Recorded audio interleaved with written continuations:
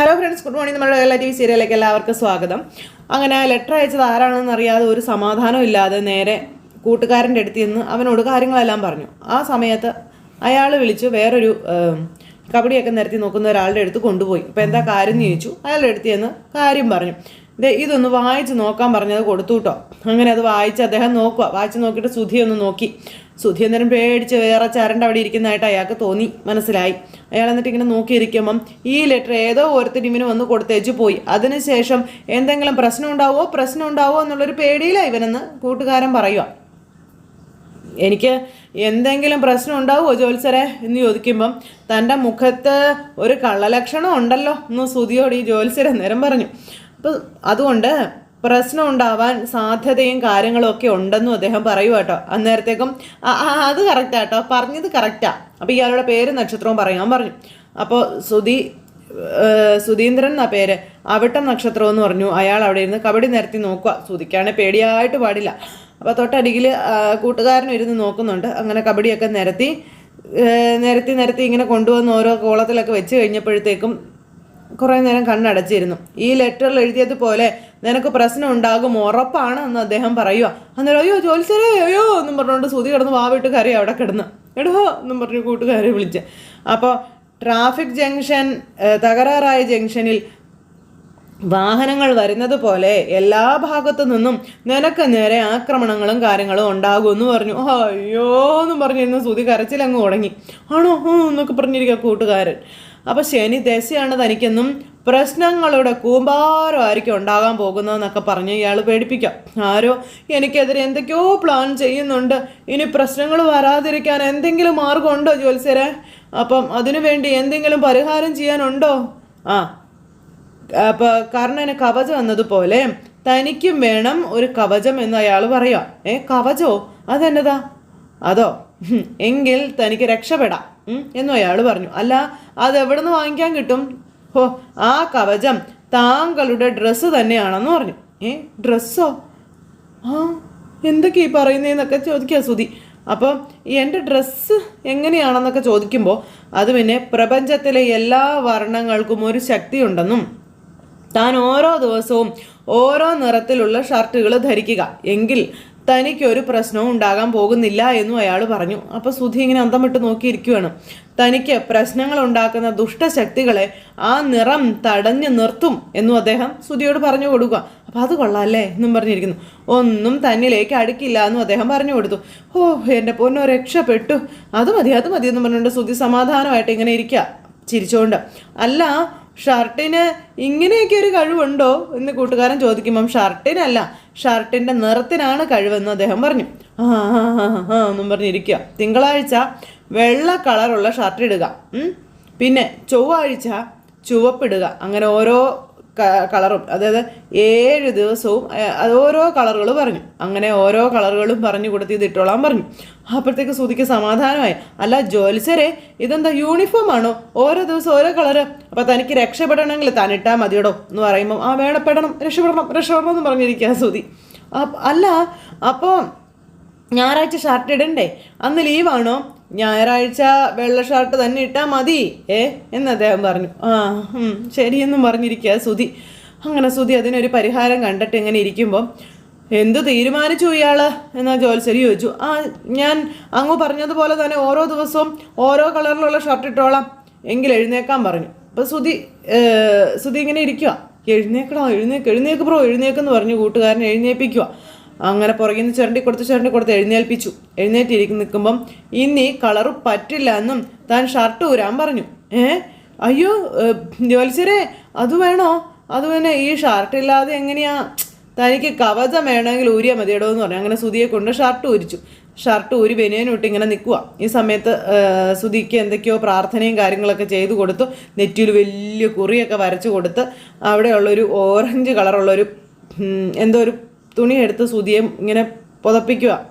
അപ്പോൾ തൻ്റെ ഡ്രസ്സെല്ലാം അലക്കേണ്ടത് തൻ്റെ ഭാര്യ ആയിരിക്കണം കേട്ടോ എന്ന് പറയാം. അപ്പോൾ എന്ന് പറഞ്ഞ് നിൽക്കണം സുധി. മറ്റാരും ആ ഷർട്ടിൽ തൊടാൻ പാടില്ല. പറഞ്ഞത് നിനക്ക് മനസ്സിലായോ എന്ന് ചോദിച്ചു. എനിക്ക് മനസ്സിലായി എന്നും പറഞ്ഞുകൊണ്ട് ഇങ്ങനെ സുധി പറഞ്ഞുകൊണ്ട് നിൽക്കുന്നു. എന്നിട്ട് പിന്നെ സുധിയെ അവിടെ നിന്ന് പറഞ്ഞു വിട്ടു. ഈ സമയത്ത് പിന്നെ കാണിക്കുന്ന നമ്മുടെ അച്ഛനെ ഇരുന്ന് കാപ്പി കുടിച്ചുകൊണ്ടിരിക്കുമ്പോഴത്തേക്കും സച്ചി അങ്ങോട്ടേക്ക് വന്നു. ഇന്നാച്ചാന്ന് പറഞ്ഞു. ഇതെന്നെ ഇതൊരു ഭണ്ണാരം, അപ്പോൾ കാശിടാൻ വേണ്ടി വാങ്ങിച്ചതാണെന്ന് പറഞ്ഞു. രേവതി ഇത് പോരേന്ന് ചോദിച്ചു. മതിയെന്ന് പറഞ്ഞു. എടാ കാശെന്തിനാണ് ഇതിനകത്ത് വെക്കുന്നത്, അത് പിന്നെ കയ്യിൽ വെച്ച് ചിലവായി പോകുവച്ചാ, ഇതിലെടുത്താൽ പിന്നെ പെട്ടെന്ന് എടുക്കത്തില്ലല്ലോ എന്ന് പറഞ്ഞു സച്ചി. അങ്ങനെ വേറെ ഒരെണ്ണം ഇവിടെ ഉണ്ട്, പക്ഷേ അത് പോരാ, അതുകൊണ്ടാണ് ഇത് വാങ്ങിച്ചതെന്നൊക്കെ പറയാം. പിന്നെ കാറ് ഞങ്ങൾ വാടകയ്ക്ക് ഓടാൻ കൊടുത്തിരിക്കല്ലേ, ദിവസം കിട്ടുന്ന കാശ് ഇതിനകത്ത് ഇട്ട് വയ്ക്കാച്ചാന്ന് പറഞ്ഞു. പിന്നെ കാശ് ഒന്നിച്ചെടുത്താൽ മുറി കെട്ടാവല്ലോ, അതാ ഞങ്ങളുടെ പ്ലാൻ എന്നൊക്കെ പറയുമ്പോൾ നിങ്ങളുടെ പ്ലാൻ എന്തായാലും കൊള്ളാമെന്ന് അച്ഛൻ പറഞ്ഞു. അങ്ങനെ അത് പറഞ്ഞുകൊണ്ട് നിൽക്കുമ്പോൾ കളിയാക്കി തിരിച്ചുകൊണ്ട് വരുവാണ് ഈ നമ്മുടെ ചന്ദ്രമതി. നിങ്ങളെ ഈ അവസ്ഥയിലാകുമെന്ന് എനിക്ക് അറിയാമായിരുന്നു, പക്ഷെ ഇത്ര പെട്ടെന്നാവുമെന്ന് ഞാൻ വിചാരിച്ചില്ല എന്ന് പറഞ്ഞു. അല്ല, ഏതവസ്ഥയാണ് അവൻ മഹതി ഉദ്ദേശിച്ചത്? നല്ല പിച്ചെടുക്കേണ്ട അവസ്ഥയെ എന്ന് പറഞ്ഞുകൊണ്ട് ചന്ദ്രമതി നിന്ന് ഇവരെ കളിയാക്കി ചിരിക്കുക. അല്ല, മുറി കെട്ടാനുള്ള കാശിന് വേണ്ടിയാണോ കുണ്ടിക്ക് എടുത്ത് രണ്ടുപേരും നാട്ടിൽ പിച്ച കണ്ടാൻ ഇറങ്ങിയത് എന്നും ചോദിച്ചുകൊണ്ട് ചന്ദ്രമതി പുച്ഛിക്കുകയും പരിഹസിക്കുകയും ചെയ്യുമ്പം എൻ്റെ പൊന്നു ചന്ദ്രൻ നീ എന്തൊക്കെയാണ് പറയുന്നതെന്ന് ചോദിച്ചു രവിയേട്ടൻ. അത് വിട്ട് കളാച്ചാ, 2 ദിവസം ഫ്യൂസ് അടിച്ച് പോയതുപോലെയായിരുന്നു, ലൈറ്റും ഉണ്ടായിരുന്നില്ല. ഇപ്പോഴത്തെ വീണ്ടും കത്തി, അമ്മ പഴയ ഫോമിലും എത്തി, അത്രേ ഉള്ളൂ എന്ന് സച്ചി പറയാം. അപ്പോൾ എന്ന് പറഞ്ഞ് ചന്ദ്രൻ നിൽക്കുമ്പോൾ, അമ്മേ ഞങ്ങൾക്ക് അങ്ങനെ പിച്ചെടുക്കേണ്ട ആവശ്യമൊന്നും ഇല്ല എന്നും ഞങ്ങൾ 2 പേരും നന്നായിട്ട് അധ്വാനിക്കുന്നുണ്ടെന്നും മുറിയെടുക്കാൻ ആ കാശ് ധാരാളം മതിയെന്നും രേവതി ചന്ദ്രയോട് പറയുക. അപ്പോൾ അമ്മേ എന്നും പറഞ്ഞുകൊണ്ട് ദേ വരുന്നു സാമിയെപ്പോലെ മകൻ, ഒരു ഓറഞ്ച് തുണിയൊക്കെ പുതച്ച്. അങ്ങനെ മകൻ വന്ന് നിൽക്കുന്നത് കണ്ടപ്പോഴേക്കും ഇവർക്ക് ചിരിയാ വന്നു. സച്ചിയൊക്കെ ഇരുന്ന് ചിരിക്കും. ഇതെന്ത് അപ്പോൾ വലിയ കുറിയൊക്കെ വരച്ച് ഇങ്ങനെ നിൽക്കുമ്പോൾ അതെ അച്ഛ ഒരു പിച്ചക്കാരൻ വന്നിരിക്കുന്ന അച്ഛാ നമ്മുടെ സച്ചി പറഞ്ഞു. ചന്ദ്രക്കെട്ട് തന്നെ കിട്ടി പണി. ചന്ദ്രൻ പല്ലു ഉറുമി പിടിച്ച് മോനെ നോക്കുക കേട്ടോ. അപ്പോൾ ആരാടാ പിച്ചക്കാരൻ എന്ന് സച്ചിയോട് ഈ ശ്രുതി ചോദിച്ചു. നീ തന്നെ, ആ കറ്റപ്പലല്ലേ നീ വന്നിരിക്കുന്നേ, അല്ല ഏത് ക്ഷേത്രത്തിന് മുന്നിലിരിക്കാനാ പോകുന്നത്? നിനക്ക് ഈ കുണ്ടിക ശരിയാവില്ല. അടുക്കളയിലേ അലുമിനിയത്തിൻ്റെ പഴയ പ്ലേറ്റ് ഇരിപ്പുണ്ട്, അതെടുത്തോണ്ട് വിട്ടോളാൻ സച്ചി ഇങ്ങനെ പറയണു. അപ്പോൾ ഇവനെന്തിനാണ് പിച്ചെടുക്കുന്നത് എന്ന് ചന്ദ്രമതി ചോദിച്ചു. അവരല്ലേ എപ്പോഴും കാശിൻ്റെ ആവശ്യം, പിച്ചെടുത്ത് മുന്നേ അനുഭവം ഉണ്ടല്ലോ എന്ന് പറയുമ്പോൾ ഒന്ന് പോടാ എന്നും പറഞ്ഞുകൊണ്ട് ചന്ദ്രമതിയുടെ മോനെ, എടാ മോനെ എന്താണ് നീ വേഷത്തിൽ, എന്താണ് നിനക്ക് പറ്റിയേ എന്നും ചോദിച്ചുകൊണ്ട് ചന്ദ്ര ചെല്ലുക മോൻ്റെ അടുത്തേക്ക്. അന്നേരം അമ്മ ഈ വിഷയത്തിൽ സ്വാമി വീട്ടിൽ വരാൻ ഒരു കാരണമുണ്ടെന്ന് പറയുമ്പോൾ എന്ത് കാരണമാടാ, ഇതെന്ത് കോലമാണോ അത് എന്ന് അച്ഛൻ ചോദിച്ചു കേട്ടോ. അപ്പം ശ്രുതി ഇങ്ങനെ എന്നും പറഞ്ഞ് നിൽക്കുക. ആർക്കെങ്കിലും കടം വാങ്ങിയ കാശ് കൊടുക്കാനുണ്ടായിരിക്കും. അവൻ ഷർട്ട് കയറി പിടിച്ചപ്പോൾ അവൻ ഷർട്ട് ഊരിയിട്ട് ഓടിക്കാണും, മാത്രമേ ഉള്ളൂ നമ്മുടെ സച്ചി. നീ എന്ത് വേണമെങ്കിലും കരുതിക്കോടാ, എനിക്ക് യാതൊരു പ്രശ്നവും ഇല്ലടാ എന്ന് പറഞ്ഞു. എടാ എന്താടാ നിന്റെ പ്രശ്നം, മാറ്റിക്കേ, ഇത് ഊരി മാറ്റടാ, മാറ്റെന്ന് പറഞ്ഞു. അപ്പോൾ അതേ എടാ മാറ്റടാ. അപ്പോഴത്തേക്കും ദേ അമ്മേ വീടമ്മേ, ഇതൊക്കെ എൻ്റെ വ്യക്തിപരമായ കാര്യങ്ങളാണ്, ഇതിലൊന്നും ആരും ഇടപെടണ്ട എന്ന് ശ്രുതി അമ്മയോട് പറയാം. ഇത് കേട്ട് കഴിഞ്ഞപ്പോഴത്തേക്കും ഇത് എന്നതാ ഇതെന്നും പറഞ്ഞുകൊണ്ടിരിക്കുക അച്ഛൻ. അപ്പോൾ സച്ചിയും രേവതി ഇങ്ങനെ നോക്കിക്കൊണ്ട് തന്നെ നിൽക്കുക കേട്ടോ, ഇവൻ പറയുന്നതും പ്രവർത്തിക്കുന്നതൊക്കെ കണ്ടിട്ട്. ദേവി അമ്മേ കാത്തോളണേ എന്നൊക്കെ പറഞ്ഞ് ഭയങ്കര പ്രാർത്ഥനയായിട്ട് ശ്രുതി അങ്ങ് കയറി പോകുമ്പോൾ, എടാ നീ എന്താന്ന് വെച്ചാൽ പറഞ്ഞിട്ട് പോടാന്ന് പറഞ്ഞു. എന്നെ ഒരു വലിയ ദൗത്യം ഒരാൾ ഏൽപ്പിച്ചിട്ടുണ്ട്, എന്നെ കാത്തുകൊള്ളണേ ഈശ്വരാന്നും പറഞ്ഞ് നിന്ന് കുറേ അതും ഇതൊക്കെ കാണിച്ചിട്ട് അങ്ങ് കയറിപ്പോയി. അത് കഴിഞ്ഞപ്പോൾ ഇവൻ എന്നെ കോപ്രായം കാണിച്ചോണ്ടേ വന്നേക്കണേ, ഇവനെന്തെങ്കിലും പ്രശ്നമുണ്ടോ എന്ന് രവിയേട്ടൻ ഇങ്ങനെ ചോദിക്കും കേട്ടോ. അന്നേരം അത് വിട്ടുകള സച്ചേട്ടാ എന്നും പറഞ്ഞ് ഇങ്ങനെ നിൽക്കുക രേവതി. അച്ഛൻ്റെ രാശിയുള്ള കയ്യാ, ഇതിൽ ആദ്യം അച്ഛൻ കാശിടാൻ പറഞ്ഞു, ഞാൻ കാശ് എടുത്തിട്ട് വരാമെന്ന് പറയുമ്പോൾ കാശെടുക്കാനൊന്നും പോകണ്ട, ദേ ഈ 100 രൂപ അങ്ങ് ഇടാൻ പറഞ്ഞു. അങ്ങനെ അച്ഛനെ കൊണ്ട് 100 രൂപ ആദ്യം ഭണ്ണാരത്തിൽ ഇടിയിപ്പിച്ചു.